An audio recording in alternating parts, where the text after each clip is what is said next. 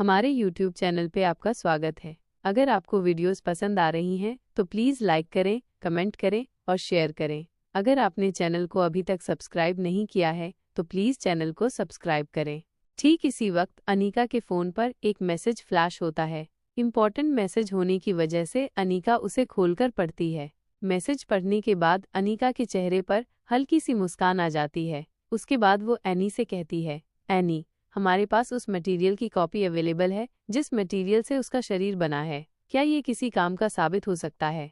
दरअसल अनीका ने अपने सिक्योरिटी गार्डों को पहले ही इंस्ट्रक्शन दिए थे कि वो अपनी तरफ से पूरी कोशिश करें कि हम उसकी बॉडी मटेरियल का कोई सैंपल हासिल कर सकें ताकि ये पता लगाया जा सके कि उसका बॉडी मटेरियल क्या है। ये मैसेज प्रीति का था जो घायल कमांडोज को ट्रीटमेंट दे रही थी। जिन कमांडोज ने चाकुओं से विविध काय पर हमला किया था उन्हीं में से एक कमांडो जो लगातार कई बार वार करके उसके शरीर को काटने में कामयाब हुआ था, उसी के डिग चाकू पर उस पदार्थ का सैंपल आ गया था। विविध काय ने उन सभी को इतनी सख्ती के साथ उठाकर फेंका था कि उनमें से कोई भी ऐसा नहीं था जो तुरंत उठकर चल सके या फिर बात कर सके। उनमें से किसी की हड्डी टूट चुकी थी तो किसी की मसल्स में गहरे घाव थे। कुछ ऐसी ही स्थिति उस कमांडो की भी थी। उसने अपना काम तो बखूबी पूरा किया था, लेकिन आज वो दोबारा लड़ पाने की स्थिति में नहीं रह गया था। इसीलिए उसने वो चाकू प्रीति को देते हुए अनीका तक पहुंचाने की रिक्वेस्ट की थी। दमयंती देवी का किला। रुद्रमा देवी की कही हुई बातें सुनकर दमयंती देवी को कुछ पलों के लिए ऐसा लगता है जैसे कि उसके पैरों के नीचे से जमीन खिसक गई हो और वो लगातार नीचे की ओर धंसती चली जा रही है। तभी दूसरे पल उसे ऐसा एहसास होता है जैसे कि पूरी दुनिया गोल गोल घूम रही है और वो अपना संतुलन बनाए रखने में सक्षम नहीं है। अब उसे महसूस होता है कि उसकी सारी प्लानिंग बर्बाद हो चुकी है। जैसे ही दमयंती देवी अपना हाथ अपने सिर पर रखती है तभी रुद्रमा देवी उसे अपने हाथों से सहारा देकर संभाल लेती है और गुस्से में धीमी आवाज में कहती है, होश में आओ, यह वक्त कमजोर पड़ने का नहीं है। इससे पहले कि रोहित और अनीका तुम्हारे विविध काय से लड़ने के लिए तैयार हो जाएं, उसे हमले के लिए दोबारा भेजना होगा। शीघ्रता करो, तुम्हारे पास अधिक वक्त नहीं है। दमयंती देवी अपने दोनों हाथों से ताली बजाकर अपने सिपाहियों को पास में आने का इशारा करती है। तभी दो सिपाही दौड़ते हुए उसके सामने आकर खड़े हो जाते हैं। उन्होंने अपने हाथ सामने की ओर बांधे हुए थे और अपनी गर्दन झुकाई हुई थी। दमयंती देवी अपनी कड़क आवाज में कहती है, हमारी अभी तुरंत हर्षिता और योगेश से बात करवाओ। उनमें से एक सिपाही कहती है, जी माँ साहिबा। इसके बाद वह तुरंत वहां से बाहर चली जाती है और थोड़ी ही देर बाद एक सिपाही आकर दमयंती देवी से कहती है, माँ साहब, लाइन कनेक्ट हो गई है। दमयंती देवी अपनी जगह से उठती है और जाकर हेडफोन को अपने कानों में लगा लेती है। उधर से आवाज आती है, हर्षिता कहती है, जी माँ साहिब, आदेश कीजिए। दमयंती देवी कहती है, अभी के अभी उस विविध काय को रोको, जितना जल्दी हो सके उसके पास पहुंचो और देखो वो बच्चा आर्यन है भी या नहीं। अच्छी तरह देखकर मुझे बताओ। पता करो वास्तव में जो विविध काय के पास है दरअसल वह बच्चा है भी या नहीं। जांच करो कहीं हमें भ्रमित करने के लिए वो किसी तरह का जाल तो नहीं है। दमयंती देवी का आदेश सुनते ही हर्षिता के हाथ पैर फूल जाते हैं। उसकी सांसें भी कुछ फूलने लगती हैं। डर के मारे होंठ कप कपाने लगते हैं। उसकी ऐसी हालत देखकर योगेश भी अंदर ही अंदर डर से कांपने लगता है। वो समझ जाता है कि कोई न कोई मुसीबत सिर पर आकर पड़ी है, लेकिन हर्षिता की ऐसी हालत देखकर वो खुद को संभालता है। फिर उसके हाथ पर अपना हाथ रखता है और आंखों से इशारा करता है कि खुद को संभालो और माँ साहिबा को जवाब दो। हर्षिता किसी तरह अपनी चेतना में लौट आती है और फिर जवाब देती है, जी माँ साहब, मैं अपनी ओर से हर संभव कोशिश करती हूँ। दमयंती देवी गरजते हुए कहती है, कोशिश नहीं, हमें परिणाम चाहिए। हर्षिता डरते हुए कहती है, जी माँ साहब। अपनी बात कहने के बाद दमयंती देवी फोन रख देती है। इसके बाद हर्षिता और योगेश गाड़ी को किनारे लगाकर उसमें से बाहर निकल जाते हैं। योगेश हर्षिता से पूछता है, क्या हुआ हर्षिता? हर्षिता जवाब देती है, हमने न जाने किसकी सूरत देखकर ये काम शुरू किया था। माँ साहिब का कहना है कि विविध काय से संपर्क साधो और उससे मिलकर उस बच्चे की पुष्टि करो कि वो आर्यन है ही नहीं। अब बेहद परेशान होते हुए योगेश कहता है, क्या हम सड़क पर उस बच्चे का DNA टेस्ट करेंगे? क्या हम डॉक्टर हैं या हम प्रिसिशन लैब और डॉक्टरों की फौज साथ लेकर घूम रहे हैं? ये कैसी बात हुई? हम कैसे पता लगाएंगे कि वो बच्चा असली है या नकली? जहाँ तक सूरत देखने का सवाल है तो हम सभी ने स्क्रीन पर देखा कि वो आर्यन ही था। अब हर्षिता चिड़चिड़ाते हुए कहती है, तुम बात को समझने की कोशिश नहीं कर रहे हो। ये सब बात की बातें हैं। फिलहाल हमारी सबसे बड़ी समस्या ये है कि विविध काय को ऑटोमेटिक मोड में डाला गया है। उसे माँ साहिब की लोकेशन पर पहुंचना है। वो हमारी रेंज से बाहर जा चुका है। तुम अच्छी तरह जानते हो कि उसकी स्पीड कितनी अधिक है। हम चाहकर भी उसकी रेंज में नहीं पहुंच सकते और उसे कंट्रोल करने की रेंज सिर्फ 3 किलोमीटर है। 3 किलोमीटर के बाहर हम उसे दी हुई कमांड बदल नहीं सकते। हर्षिता अपनी जगह पर जमी खड़ी थी। वो समझ ही नहीं पा रही थी कि इस परिस्थिति से वो कैसे बाहर निकले। बिना कोशिश के माँ साहिबा को ना कहने का मतलब मौत था। इसके अलावा असफल होने की सजा भी मौत ही थी। उनकी स्थिति ऐसी थी कि आगे खाई पीछे कुआं, दोनों तरफ मौत नजर आ रही थी।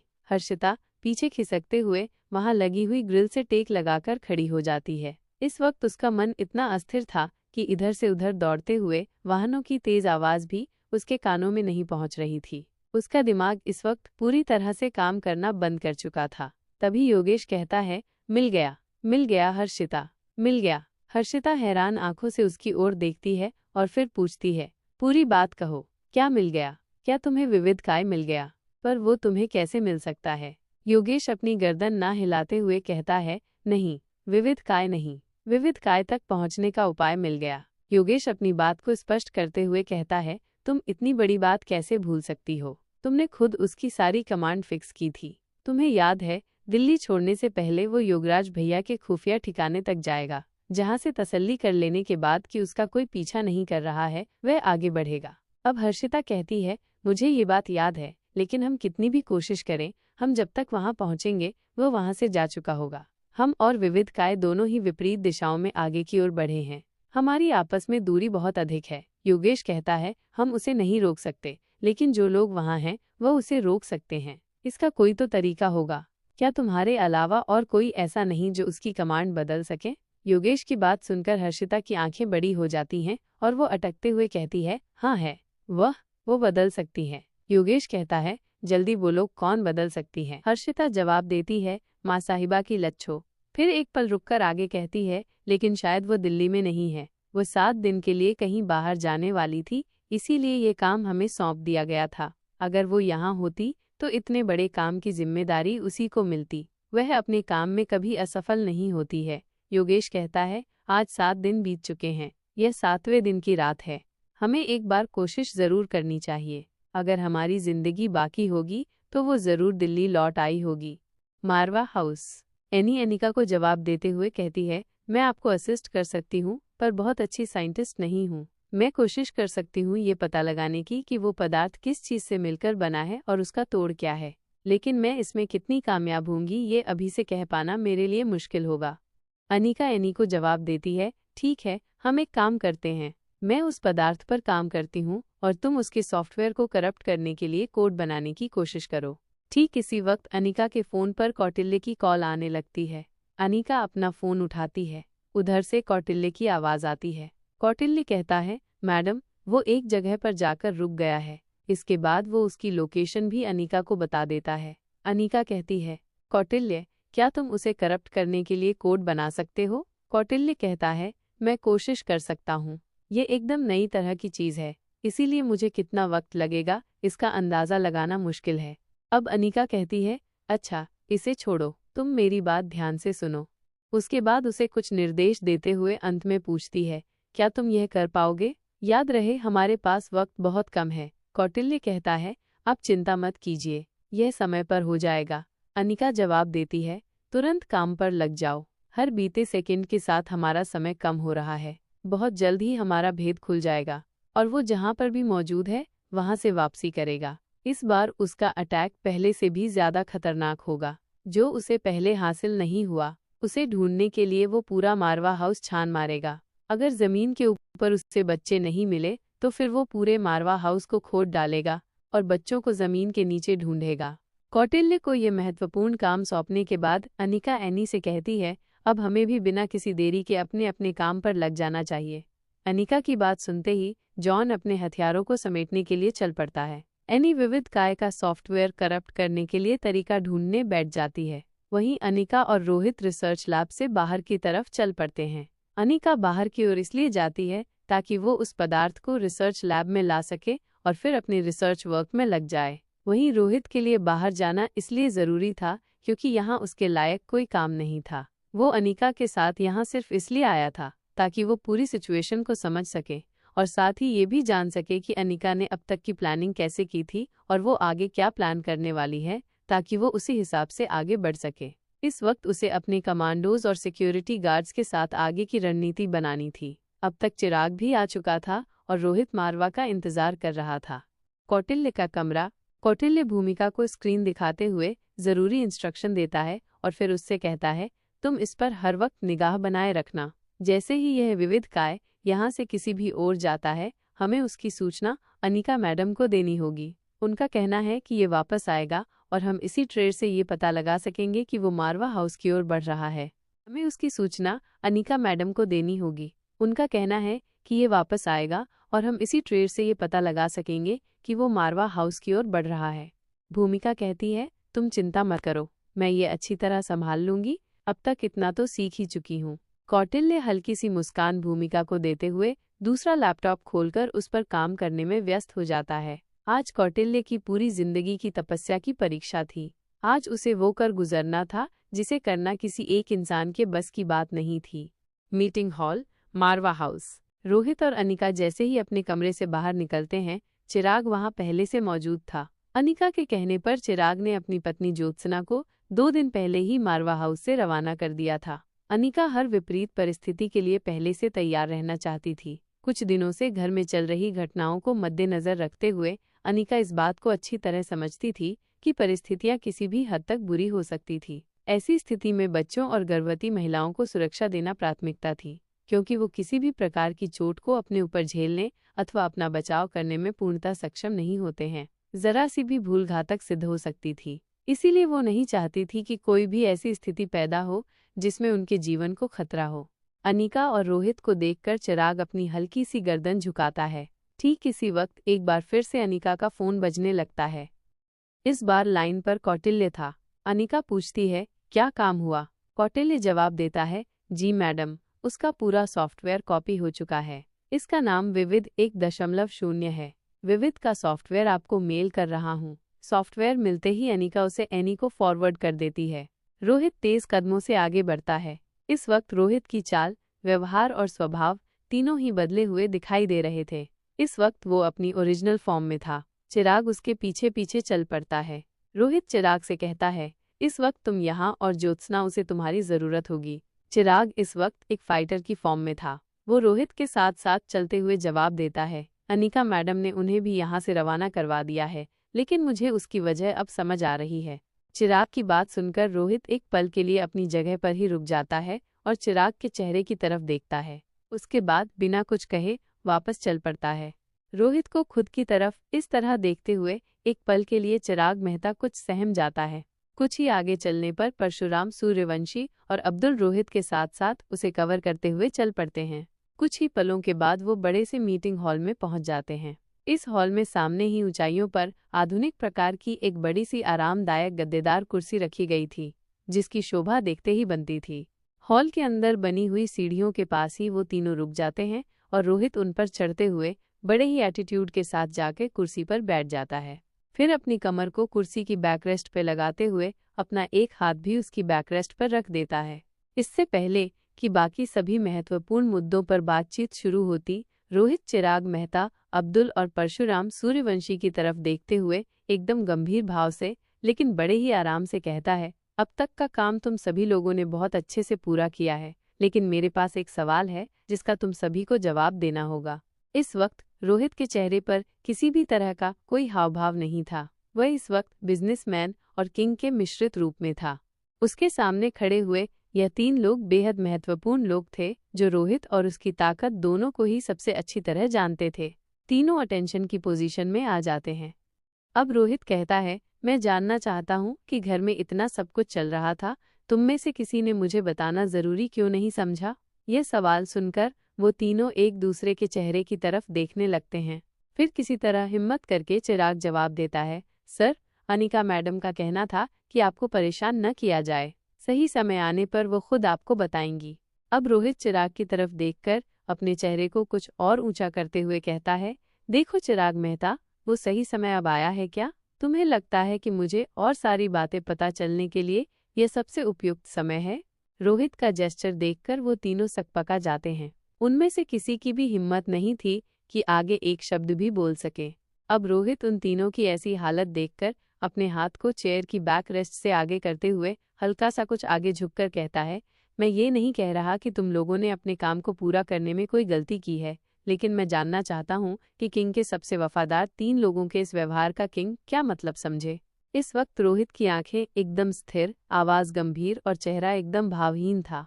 वह तीनों समझ चुके थे कि विविध काय जैसी मुसीबत से पहले उन्हें अब किंग के प्रकोप का सामना करना होगा। इस बार परशुराम सूर्यवंशी किसी तरह जवाब देने की हिम्मत जुटाता है। वो कहता है, किंग, हम सिर्फ अपनी ड्यूटी कर रहे थे। अगर हमसे भूल हुई है तो हमें माफ कर दीजिए। दोबारा से ऐसा कभी नहीं होगा। रोहित वापस पीछे होते हुए बैक रेस्ट से अपनी कमर लगाकर अपने एक पैर पर दूसरा पैर चढ़ाकर बोलता है, ड्यूटी, और फिर तीनों के चेहरे की ओर देखता है। फिर अब्दुल की तरफ देखते हुए कहता है, क्यों अब्दुल, क्या ये सही है? तुम बताओ, ये किस तरह की ड्यूटी है? अब अब्दुल अपनी निगाहें उठाकर रोहित की तरफ देखता है और जवाब देता है, आपने ही कहा था कि अनिका मैडम की हर बात को रोहित मारवा का आदेश समझा जाए। उन्होंने जो कहा हमने वो किया, क्योंकि ऐसा करने का ऑर्डर भी हमें किंग से ही मिला था। अंदर ही अंदर उन तीनों के दिल की धड़कनें बढ़ चुकी थी। वो मन ही मन खुद को सजा के लिए तैयार कर रहे थे। लेकिन अब्दुल की यह बात सुनकर रोहित को एनी की कही हुई वो बात याद आ जाती है, जब वो रोहित को अनिका से मिलने नहीं देती और बदले में जवाब देती है, आपने ही कहा था कि आज से अनिका तुम्हारी बॉस है और तुम्हें उसकी हर बात माननी है। मैं सिर्फ आप ही के दिए हुए आदेश का पालन कर रही हूँ। ये बात याद आते ही रोहित के चेहरे पर हल्की सी मुस्कान दिखाई देने लगती है। उसके बाद वो चिराग की तरफ देखते हुए उसी हल्की सी मुस्कान के साथ अपनी बात का लहजा एकदम सामान्य करते हुए कहता है, खुद का भी कॉमन सेंस इस्तेमाल किया जा सकता है। ये कोई सरप्राइज नहीं था जिसे छुपाया गया है। हाँ ठीक है, अनिका सभी चीज़ों को बेहतर तरीके से संभाल सकती है, उसकी प्लानिंग ज़बरदस्त है, लेकिन अगर ये बात तुम पहले बता देते तो हम और बेहतर तरीके से तैयारी कर सकते थे। रोहित की ये बात सुनकर अब्दुल अटेंशन में आ जाता है और कहता है, हम अभी भी पूरी तरह से तैयार हैं सर। जब रोहित अब्दुल की तरफ देखता है तो चिराग आगे की बात को पूरा करते हुए कहता है, हमारे पास मौजूद हर वेपन स्टैंड है। अब जो भी ऑर्डर देंगे वो तुरंत पूरा होगा। हमारे सभी कमांडो इस लड़ाई के लिए पूरी तरह से तैयार हैं। बस आप हमें ये बताइए कि आगे क्या करना है। अब रोहित परशुराम सूर्यवंशी की तरफ देखता है। वो कहता है, मारवा हाउस के खुफिया रास्तों से सभी घर वालों का बाहर निकलने का बंदोबस्त पहले से ही किया जा चुका है। अब तक सभी मारवा हाउस से काफी दूर सुरक्षित जगह पर पहुंच चुके होंगे। मारवा हाउस के अंदर क्या हुआ इसकी किसी को भनक तक नहीं होगी। अब जब तीनों को यकीन हो जाता है कि द किंग गुस्से में नहीं है, तब चिराग मेहता कहता है, किंग, हमें भी नहीं पता था कि क्या चल रहा है और क्या होने वाला है। हम सिर्फ वही करते रहे जितना हमें कहा गया। अब द किंग फाइटर चिराग मेहता की तरफ देखते हुए कहता है, क्या तुमने इन सब तैयारियों की वजह जानने की कोशिश नहीं की? चिराग मेहता जवाब देता है, वो हर काम बहुत ही साइलेंस पैटर्न में करती है, इसलिए हम समझ नहीं पाए। फिर अपनी निगाहें झुकाते हुए आगे कहता है, और उनसे सवाल पूछने की हमारी हिम्मत नहीं। अब रोहित उनकी स्थिति अच्छी तरह समझ पा रहा था और मन ही मन सोचता है, जब मैं ही अनिका से कुछ नहीं पूछता तो भला इनकी हिम्मत कहाँ से हो सकती है। जब मेरे साथ रहते हुए भी उसने मुझे खबर नहीं होने दी, तो ये सब तो उसके सामने बहुत छोटे हैं। उसे समझना इनके बस की बात कैसे हो सकती है। ये सोचकर एक बार फिर से रोहित के चेहरे पर बेहद हल्की मुस्कान दिखाई देती है। इसके बाद रोहित गंभीर होते हुए उन तीनों की तरफ देखते हुए अपना एक हाथ आगे करके कहता है, ठीक है, शुरू करो। इसके बाद चिराग मेहता अपनी बात शुरू करते हुए कहता है, किंग, और फिर अपनी सारी प्लानिंग रोहित को बता देता है कि वो आगे किस परिस्थिति में क्या करने वाले हैं। इसके बाद रोहित को जहां पर भी सुधार करना था या कोई प्लानिंग बतानी थी वो उनके साथ डिस्कस कर लेता है और फिर फाइनल ऑर्डर दे देता है। दिल्ली के एक हाईवे के किनारे पर हर्षिता योगेश को जवाब देती है, मेरी पहुंच इतनी नहीं कि मैं लच्छू से संपर्क कर सकूं। मेरे पास उससे संपर्क करने का कोई साधन नहीं। वह जिसे चाहे उसे संपर्क कर सकती है, लेकिन उसे कुछ खास लोग ही हैं जो संपर्क कर सकते हैं। ये सुनते ही योगेश कहता है, तुम्हें इसकी चिंता करने की जरूरत नहीं है। मैं जानता हूँ कि उससे बात कैसे करनी है और हम उस तक कैसे पहुँच सकते हैं। ये सुनते ही हर्षिता की आंखें चमकने लगती हैं। उसकी आंखों में उम्मीद नजर आने लगती है, लेकिन अंदर ही अंदर उसे डर सता रहा था कि अगर लच्छू ने उनकी मदद करने से इनकार कर दिया या फिर लच्छू से संपर्क नहीं हो पाया, तब उन दोनों का क्या होगा। वह बेहद उम्मीद भरी निगाहों से लगातार योगेश की तरफ देख रही थी और योगेश लच्छो से संपर्क साधने की कोशिश कर रहा था। दिल्ली की सड़कों पर दौड़ती हुई गाड़ियों में से एक गाड़ी ऐसी भी थी जो लच्छो को लेकर दौड़ रही थी। अभी लच्छो ने पूर्वी दिल्ली की तरफ दिल्ली में एंट्री की ही थी, तभी उसका फ़ोन बजने लगता है। जैसे ही लच्छो का फ़ोन बजता है, वो एक निगाह उसकी ओर देखती है और फिर कुछ सोचने के बाद उसे उठा लेती है। फ़ोन उठाने के बाद कान पर लगाकर एक भी शब्द नहीं बोलती। तभी दूसरी तरफ से आवाज़ आती है, मैं योगेश बात कर रहा हूँ। हमें माँ साहिबा का एक आदेश पूरा करने के लिए आपकी मदद की बहुत आवश्यकता है।